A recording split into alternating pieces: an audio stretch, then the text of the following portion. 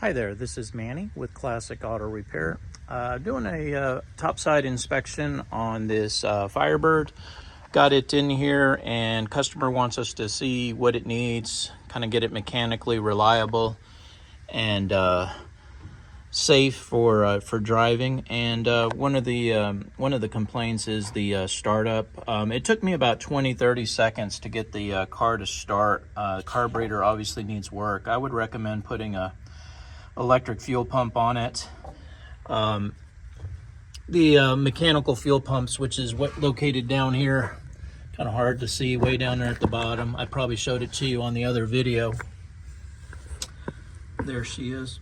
Mechanical fuel pumps work, but they do require a lot of cranking to develop the fuel, especially if the car's been setting for a while, to get it up to the front of the carburetor. The other thing, of course, is the carburetor itself, and it's one of the requests on the customer is to go ahead and get this replaced with a new upgraded model, which I recommend, an Edelbrock. We'll probably put a 600 or 650 CFM with an electric choke. It'll mount right onto this intake manifold. And I'd probably recommend a little bit larger on the air cleaner so that it can cover the electric choke and throttle linkage and everything, so everything fits correctly. So I'll be putting that on the estimate as well. The linkage itself, I'll adapt everything to make this linkage rod work. One of the things I wanted to make a note of is on the linkage itself right now, there is a kind of an electrical short issue right here on the back side of this throttle cable, which is the cable that moves back and forth.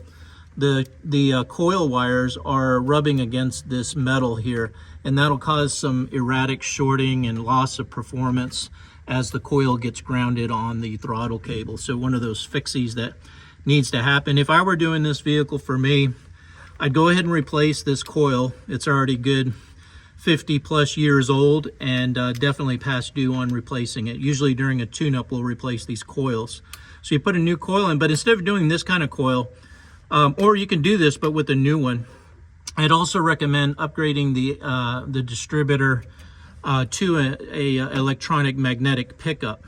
And what that does is it removes the contact points from the ignition system, which was the old 40, since the beginning of cars, they've had these little pieces of metal that make the spark to the spark plug, and new cars don't use that contact because what happens is corrosion gets between those points and you have to replace them every 6 to 12 months, especially when a car sets for several weeks. The corrosion gets between the contact points and it causes ignition spark failure. So the new ones use a magnet and it uses a sensor and creates that spark. That way there's no mechanical parts there that are going to fail on you, and it'll last forever. All new cars have magnetic pickups for their sparking, and we can get you a quote on that as well. That'll just make this car more reliable, it'll perform better, and you won't have it leave you because of an ignition failure like that. So that will be this part back here, basically this cap distributor. This entire distributor assembly, we just yank it out, we put a new one in place there. It'll come with new wires. These are very small, skinny wires prone to shorting.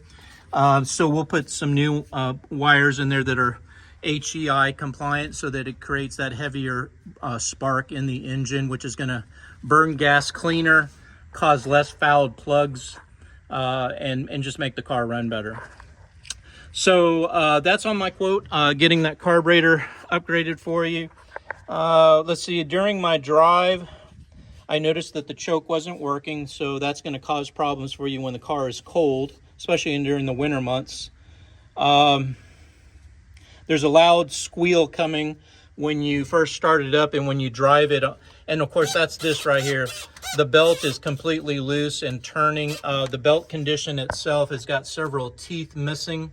So my recommendation here, let's put a new set of belts on it. You might want to consider, this is an older alternator, so I'll put on the quote upgrading this to a 1-wire, which removes all this excessive wire and this voltage regulator over here, which is prone to fault because it has the same contacts that I was talking about in the distributor. It has it in here, and when this sets, it rusts. And what happens is, even though the car is running, it's not charging the battery, so the battery tends to go down. So we completely remove this. We run a 1-wire alternator, high voltage or high amperage, so it's going to produce enough amps to keep this battery charged over here. And while we're over here at the battery, let's look at a couple of things. First concern was this positive wire coming from the positive side of the cable was mashed up against the battery, because the battery is moving around in here. It doesn't have a hold down, and it could short out in here. So I moved it away, but it needs to be rerouted and done in a more safe way. So I'll put that on the estimate. The side for the negative is fine that it's this close to the body because it's negative side. But what I would do here is put a quick disconnect, which is a little round knob that we replace this cable. We put this cable on another part, and it allows you to quickly disconnect it with just turning a knob, and completely kills the electrical system, so you don't have to worry about electrical fires or anything while the car is being stored or setting for a few weeks, and it'll keep the battery at 100%, so you won't have any drain on the battery, or you can just keep disconnecting it like you do. The problem is if you don't tighten this, you'll get corrosion in here, and it'll prevent the battery from charging and or the car from starting when it's under a heavy, like when the car is hot in the summertime. You go to the bank or you go to the grocery store, you go to start it again, this could be the fault if this isn't completely tight and locked down. Another item here, of course, there's supposed to be down here, there's supposed to be a plate that holds the battery. The battery doesn't have a tab that allows you to lock it down. It's not the correct battery, but it works. And I would just recommend maybe making a rod here that connects here, just to kind of give it a little bit more security, because in an impact or acceleration, this battery may move around, and you don't want these posts touching any metal or causing any kind of a short. Another mechanical failure we saw here, it's got a new radiator in it, which is great, but one of the things it doesn't have is a capture bottle. When the car runs a little warm during the summertime, it's going to dump the coolant right on the ground, and you won't have it in the radiator, so you're prone to continue to have overheat conditions. One of the ways that we fix that is by adding an overflow bottle. All cars have them. This is kind of a 77 Camaro. It's got an overflow bottle. I just put one on this Jeep, and basically what it does is the tube that comes off the radiator goes to a hose, and that hose goes up here, and it allows for that stuff that would normally be dumped on the ground to be added to this tank. And then at night, when the car cools down, it will siphon it back up into the radiator to keep it full. All new cars have a capture bottle like this. This one here has the new Edelbrock carburetor on it, as you can see down there, with the electric choke and the fuel rail, which I will recommend the fuel rail because it keeps the air cleaner down and it keeps it from getting obstructed. So this is the kind of air cleaner I would recommend. This also has a one-wire alternator on it, which again only has one wire on it. It's a high voltage. So it's a definite upgrade that I see on a lot of cars that are out here. I didn't do this work. It's the way it came in, but it's very common. What I did add was this quick disconnect, which I was telling you about before. You just simply turn the knob. Now the electrical system is completely disconnected from the car. And then you just tighten it and everything goes back to normal. I also added an electric fan on this car because it's going to have air conditioning upgraded. This is a factory AC car, but it doesn't work. We're going to gut it all out and put in a state-of-the-art computer-controlled air conditioning system like what I'm putting in on this Firebird over here. This is a 72 Firebird, and it's getting an engine detail. I painted it, showed a compression test. It has the Edelbrock carburetor that I just mentioned on it, and fuel rail, got the new fuel filter. This is going to get a serpentine belt system and brackets that will drive all the components, including new power steering pump. Here's one of those one-wire alternators here. Example of the distributor that I was talking about is right here, HEI. The coil is actually built on this, although the one I would recommend for yours will be a separate coil model. And then, of course, new compressors that we'll be putting on there as well. So kind of a good example of this car here, showing you what we're capable of doing, putting the new spark plug wires, heavier duty. This one does have the high output coil on it, as you can see right there. And that's what I recommend on your vehicle. All right, so let's get back over, see if there's anything here I needed to show you. Nope, we're looking good there. All right, back to the car.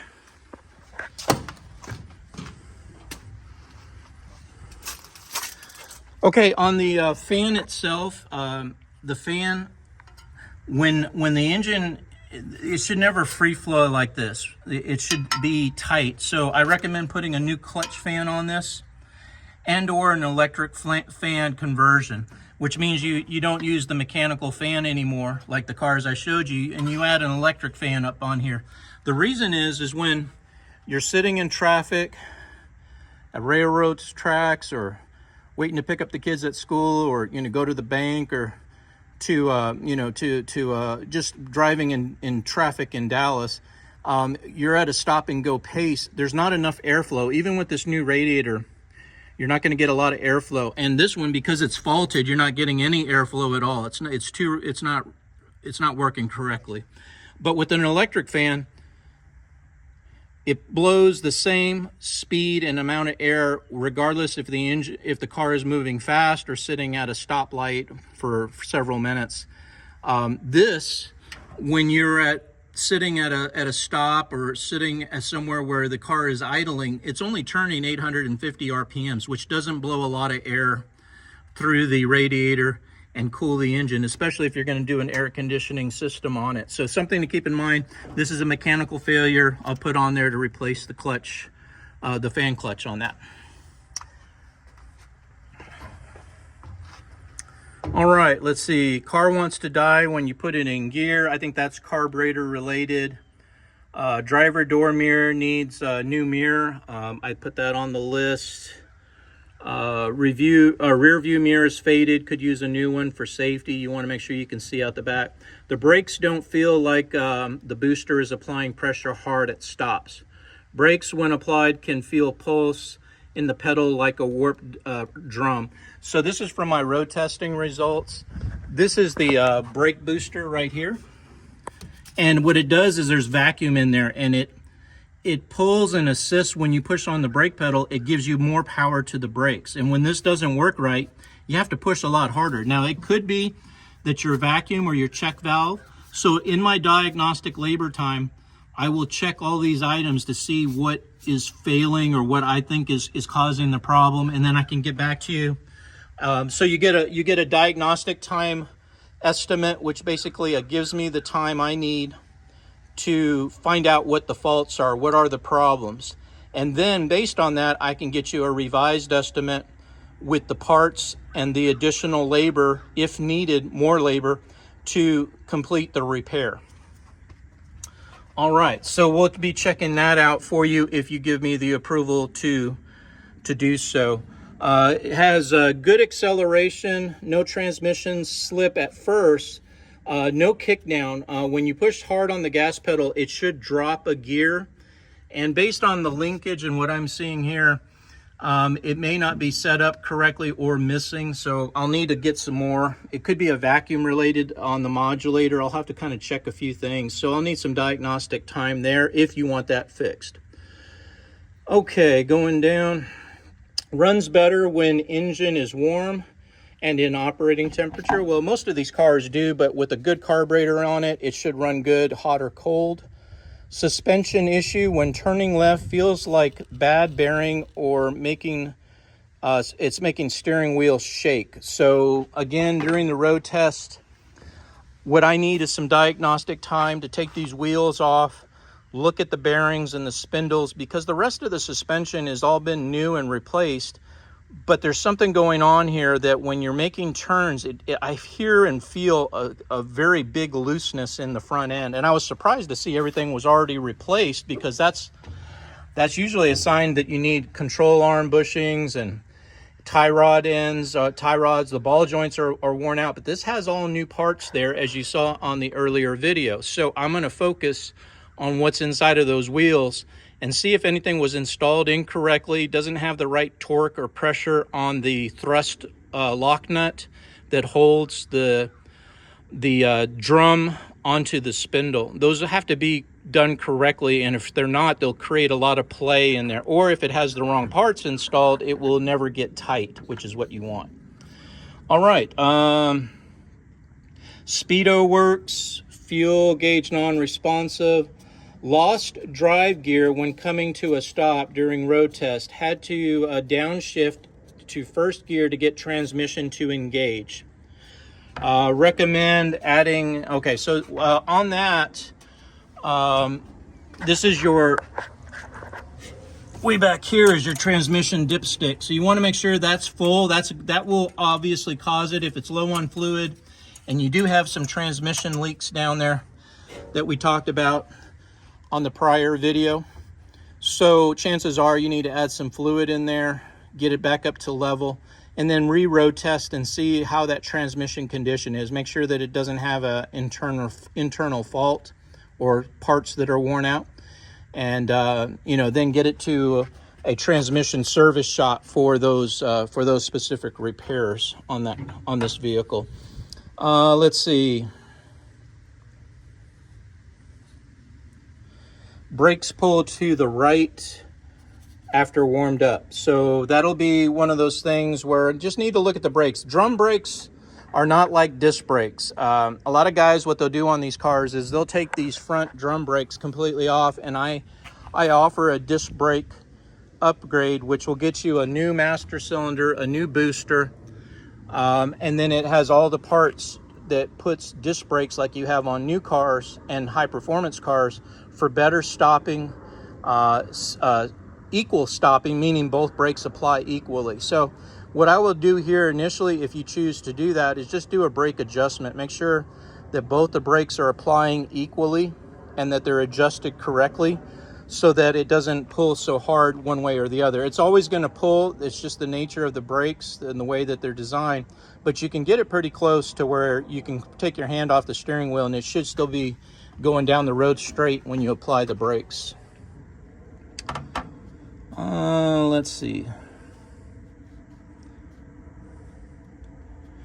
Recommend adding aftermarket gauges to temperature for temperature, oil, voltage. Mount on console 2 inches. I think I took a photo of this and I'll send it to you. But this is a base model Firebird, so it doesn't have any mechanical gauges. All you have are what we call warning lights or idiot lights. Usually they come on when it's too late and you have no idea there's a problem until it's overheated or your engine locks up because there's no oil pressure. What I recommend doing instead of running these lights is putting a gauge pack. And I showed a sample here where I could put some gauges right here under the equalizer that would allow you to monitor your temperature, your oil pressure, and your voltage to make sure those systems are working correctly, and would be an addition or in a replacement of what you have currently on the car.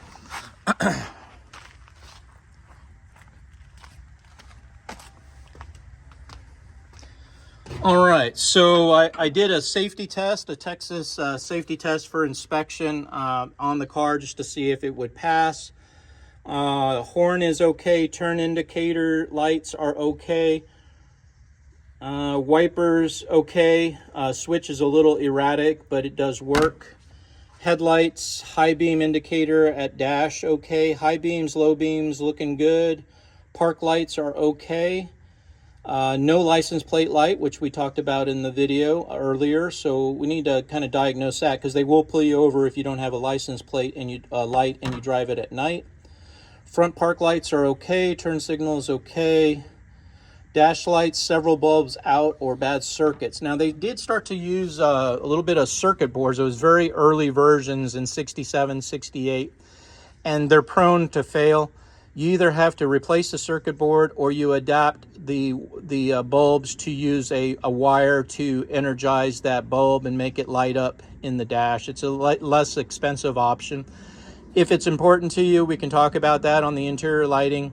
I don't know where you want to focus your budget dollars and time at this point, but again, an area that we can help you out on, as well as that dash pad, replacing those interior parts as needed. All right, so continuing on with the safety test. Brake lights are okay. Front seat belts okay. No rear seat belts.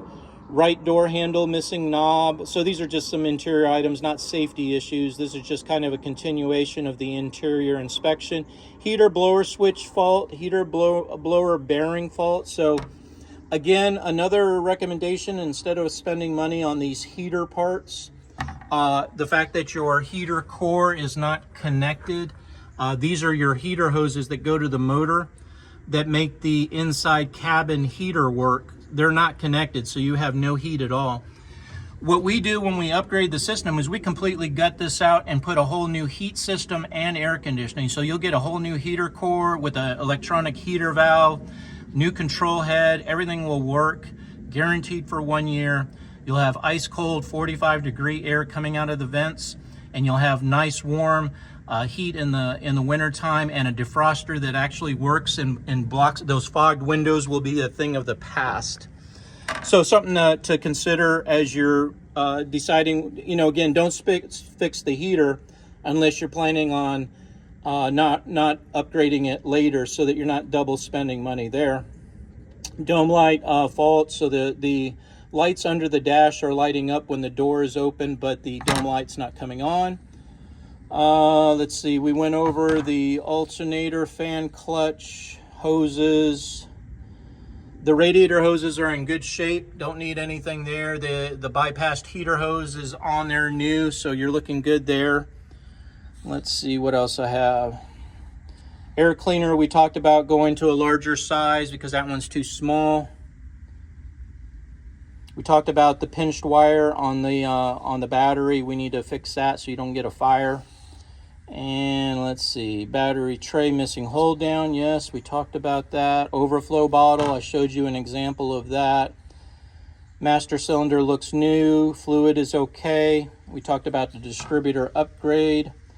And we already did the bottom inspection, so you have that information already. So that's kind of in a kind of an overall view of what we see initially on the vehicle. When you start to get something like this car roadworthy, it's kind of a process. It doesn't, based on this list is kind of what we start with. We get the car driving, we let you enjoy it. Start making those lists of things that are causing you problems, annoyances. Make a list, and we'll start continuing to work towards the goal of getting this car safe and reliable over a period of several months. It just depends on your budget and where you want to focus your time and money. But overall, it's again on the bottom of the car, as you saw on the suspension, I can tell that there's been an investment made in there. And overall, the car starts up good. It's running. It just needs a little bit of TLC, and I think we can get you there. So this is Manny with Classic Auto Repair. Hope you enjoyed watching this. I'll get this posted up on YouTube under a private link so that you can watch this. And then I'll be building an estimate to go with it. So you'll have something to kind of use this as a reference, and line items of what it's going to cost for the labor and parts to repair it. Have a great day. Thank you.